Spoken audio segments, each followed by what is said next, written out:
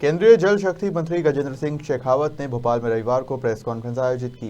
इस दौरान उन्होंने अडानी के शेयर को लेकर प्रतिक्रिया दी है। केंद्रीय मंत्री शेखावत का कहना है कि किसी भी प्राइवेट कंपनी के शेयर से भारत की अर्थव्यवस्था पर कोई फर्क नहीं पड़ेगा। ये सिर्फ एक सामान्य प्रक्रिया है। साथ ही उन्होंने आम बजट और अन्य मामलों को लेकर भी प्रतिक्रिया दी है। कितना फर्क पड़ेगा अर्थव्यवस्था को? मुझे लगता है कि किसी प्राइवेट कंपनी के शेयर का भारत की अर्थव्यवस्था से शायद कहीं कोई लेना देना नहीं होता होगा। कि प्राइवेट कंपनी के शेयर्स में उतार चढ़ाव मार्केट में, मुझे लगता है कि ये सामान्य प्रक्रिया है। किसी एक कंपनी का शेयर गिरने से भारत की अर्थव्यवस्था, मुझे लगता है कि अर्थव्यवस्था की जानकारी भी जिस विषय व्यक्ति को नहीं होगी वही इस तरह के प्रश्न कर सकता है। क्योंकि इस कालखंड में ही भारत को संयुक्त राष्ट्र संघ में जो सुरक्षा समिति है उसकी सदस्यता अस्थायी रूप से मिली है।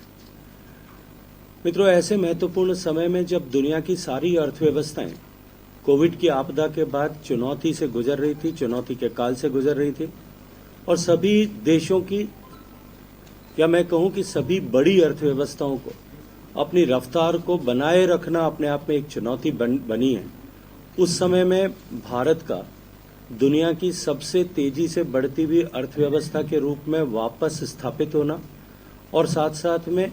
बड़ी अर्थव्यवस्थाओं में सबसे तेजी से रिकवर करने वाली अर्थव्यवस्था बनना निश्चित रूप से हम सब के लिए सौभाग्य और सम्मान का विषय है।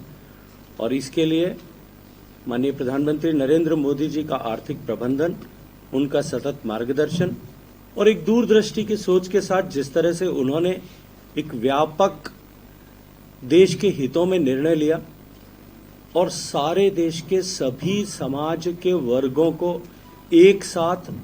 सर्वस्पर्शी सहायता और योजनाओं के माध्यम से जिस तरह से संभाला, आज उसी के चलते हम सबसे तेजी से रिकवर कर वापस सभी बेंचमार्क्स, इकोनॉमी के जितने भी पैरामीटर्स होते हैं, चाहे एक्सपोर्ट है, मैन्युफैक्चरिंग है, टैक्स कलेक्शन है, हम सभी बेंचमार्क्स पर वापस एक नया, सभी पैरामीटर्स पर एक नया बेंचमार्क बनाने में सफल हुए। अभी पिछले 4 दिन पहले 1 तारीख को माननीय वित्त मंत्री जी ने देश के 2023 का बजट प्रस्तुत किया है। बजट किसी सरकार के लिए सामान्यतया अगले 1 साल तक का विजन डॉक्यूमेंट की तरह होता है, लेकिन यदि हम पिछले 9 साल के बजट जो भारत की सरकार ने माननीय नरेंद्र मोदी जी के नेतृत्व में प्रस्तुत किए उनको देखें तो उन सभी बजटों में एक तारतम्य, एक सिंथेसिस, एक सिंक्रोनाइज्ड अप्रोच दिखाई देती है। और चूंकि ये बजट पिछले 8 साल तक सामान्य मानवीय के जीवन में परिवर्तन लाने वाली योजनाओं के माध्यम से उन्हें एक धरातल तक ला करके उस धरातल का, एक मजबूत धरातल का निर्माण करते हुए देश को विकसित देश बनाने की आधारशिला रखने वाले बजट के रूप में माना काल में प्रवेश कर चुके हैं। और आजादी के अमृत काल का ये पहला बजट होने के चलते निश्चित ही ये बजट एक बुनियादी ढांचा क्रिएट करने वाला बजट ऐसा माना जा सकता है। जिस तरह से पिछले 8 वर्षों में सभी के लिए भोजन, सभी के लिए स्वास्थ्य, सभी के लिए स्वच्छता, सभी के लिए स्वच्छ जल, सभी के लिए बिजली, सबके लिए आवास, सबके लिए फाइनेंशियल इंक्लूजन, इन सब विषयों पर जिस तरह से काम किया गया, उसके पश्चात आज जो है देश को एक विकसित भारत बनाने और विकसित अर्थव्यवस्था की ओर ले जाने की आधारशिला इस बजट के माध्यम से रखी गई है। जहां एक तरफ हमारे पड़ोसी देशों में इस समय फूड क्राइसिस की चुनौती चल रही है, वहां की अर्थव्यवस्थाएं छिन्न भिन्न हो गई हैं, उस समय में भारत की अर्थव्यवस्था को वापस एक नए प्रतिमान को अर्जित करना निश्चित ही हमारे कुशल वित्तीय प्रबंधन और इसके साथ देश को एक निश्चित दिशा में ले जाने के प्रयासों का परिणाम है। मित्रों, प्रधानमंत्री नरेंद्र मोदी जी के मार्गदर्शन में वित्त मंत्री जी ने जिस तरह से सर्वसमावेशी, सभी को एक साथ जोड़ करके सबके जीवन में को प्रभावित करने वाला बजट जिस तरह से दिया है, उसके लिए मैं माननीय प्रधानमंत्री जी, वित्त मंत्री जी और उनकी सारी टीम को बधाई देना चाहता हूं। किसी भी सरकार के लिए जो सबसे महत्वपूर्ण घटक होता है,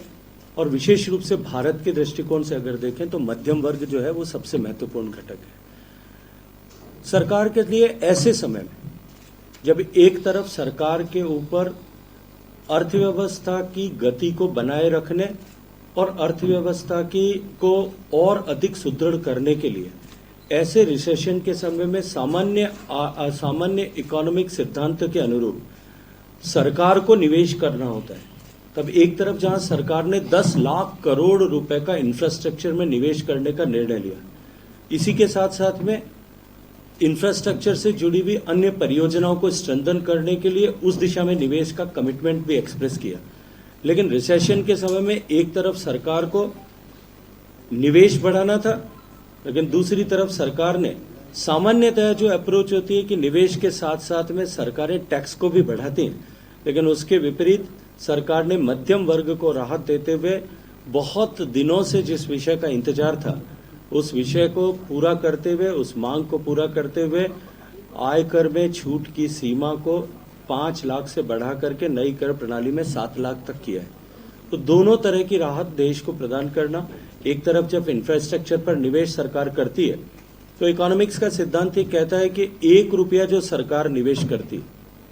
उस 1 रुपए का प्रोडक्टिविटी आती है वो 2 रुपए 45 पैसे तक आती है। तो सरकार ने जो निवेश 10 लाख करोड़ का किया उसके कारण से लोगों के रोजगार के साधन बढ़ेंगे, लोगों के पास में अधिक धन आएगा और दूसरी तरफ टैक्स में राहत देकर के दो तरफा जो है जनता को सहयोग करने का काम माननीय प्रधानमंत्री जी के नेतृत्व में हुआ है।